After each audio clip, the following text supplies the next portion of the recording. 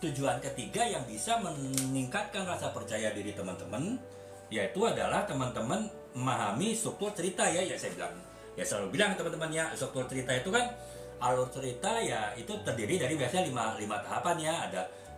perkenalan, kemudian yang kedua adalah awal konflik, yang ketiga adalah puncak konflik atau klimaks konflik, yang keempat adalah penyelesaian konflik atau resolusi konflik, dan yang kelima adalah ending ya, ending dari novel, mau happy ending ataupun sad ending itu adalah itu tadi ya, bagian dari alur cerita itu teman-teman. Tujuannya adalah teman-teman bisa memahami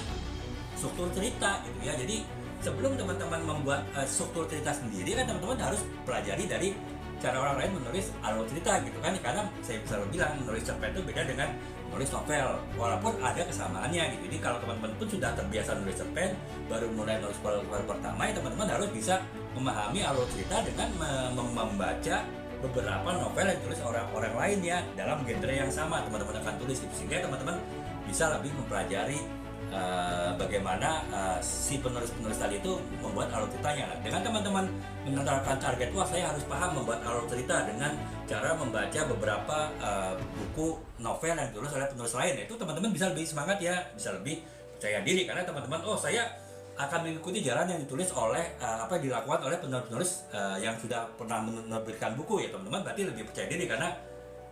mapnya, GPS-nya istilahnya teman-teman sudah paham gitu ya. Nah, dengan teman-teman banyak baca novel orang lain,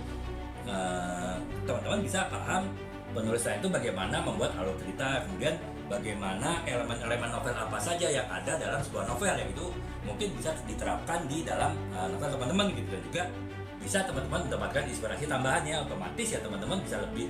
bersemangat ya, teman-teman bisa lebih percaya diri dalam menulis novel pertama. Jadi itu ya teman-teman, itu yang ketiga ya, teman-teman harus paham, punya target tujuan untuk paham alur cerita itu seperti apa dengan belajar dari tulisan orang lain. Nah kemudian yang keempat, tujuan yang teman-teman harus miliki sehingga teman-teman bisa lebih percaya diri dalam menulis novel pertama teman-teman, dan teman-teman itu harus bisa menerima dan